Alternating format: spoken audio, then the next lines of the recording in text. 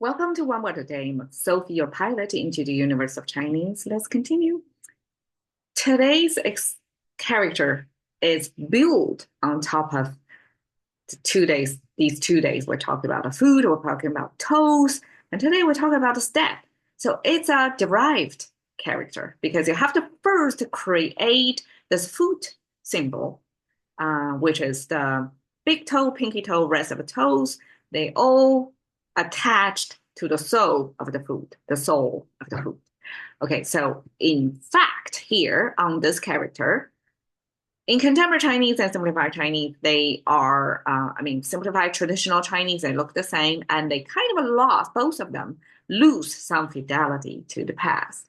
And when you look at 2,000 years ago dictionaries rendering of this character, then you know immediately what it is about. It's about placing one foot in front of another. And actually, ancestors, whoever created this character, really view the world through first person perspective because here at the bottom, which is a mirror image of the top, and this mirror image is your left foot because you're going to have your big toe sticking toward the right side of this character versus on the top, which is the original, it's your first step, which is for, I guess, most Chinese were right-handed, right-footed. So it's your right foot represented here. If it's singular, use just one foot. Right foot represent your foot, generic. Okay, so we have the right foot in front of your left foot. It's literally expressing one step ahead of another. And together, it means step. And actually, because we have 2 foot icon stacked on top of each other. So one additional explanation of Chinese, we use this 2D frame to capture 4D space we're living in, 3-dimensional plus time, right?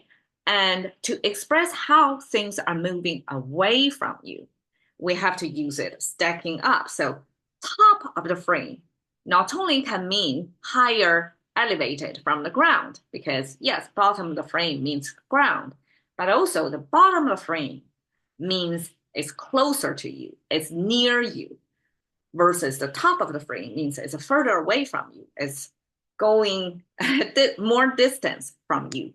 So when you see this 2 foot stacking up, it doesn't mean you're placing one foot on top of each other, kind of stacking your feet on the table kind of thing. No, it actually means you step one right foot in front of your left foot, like literally like that. So Chinese express the concept of stepping by placing 2 foot next to on top of each other. We also have a character that means walking, travel through space without expressing the details, like 3 toes of your foot, which is, I guess, the simplest that you can get without drawing all 5 toes on your feet. We use 3 strokes to mean the 3 steps you take through space. And we use just 3 to represent recurring pattern. You don't have to draw thousands of strokes to mean the same thing, right? So just 3 is enough of repetition for us, human brains, to be able to deduce that means you're traveling through space. And we have the left 3-stroke, right 3-stroke. All together, it means traveling or walking.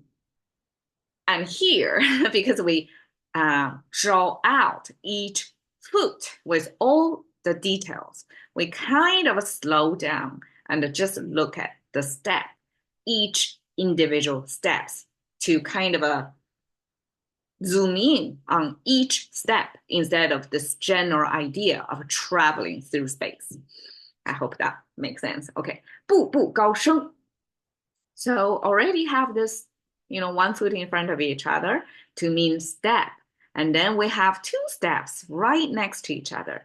And I almost intentionally had to choose the 3 phrases, stack them up at each other so that you can see 6 times of 步 together. So Chinese has no hesitation of using or repeating or duplicating replicating exact character, right one after another. See, in English, we say one after another. We have to add an after in there to connect the two components. Chinese skip that. We just place two of them right after each other without any gluing factors. And to show you there is a certain rhythm, there is a certain repetition right there. Nothing wrong with that. So we say 不不, then 高声, higher rise. Okay.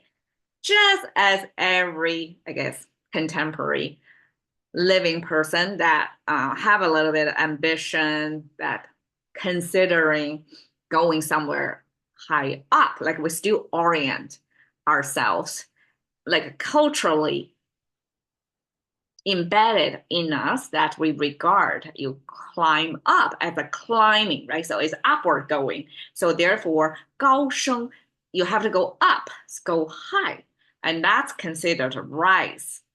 Okay. And I guess that's understandable because gravity pull us all down on the ground. And that's a default position. That's easy. That's exactly where you have to be. That's everybody has to be. But to go up high, which is kind of anti-gravity, which is kind of not your default setting, which is kind of, you have to make sort of efforts and have some luck to be able to get anywhere, not your default setting. Therefore, this high in English as well as in Chinese, go higher, right? Have that social construct in there. And here exactly means that. 步步高升 simply means you climb the social ladder higher and higher each step of the way. Okay, 步步为营 means every step you made a fortress. Meaning, just like, I guess this is the most obvious when you play the game Go, which made so famous by the AlphaGo, the AI algorithm that computer beat human player.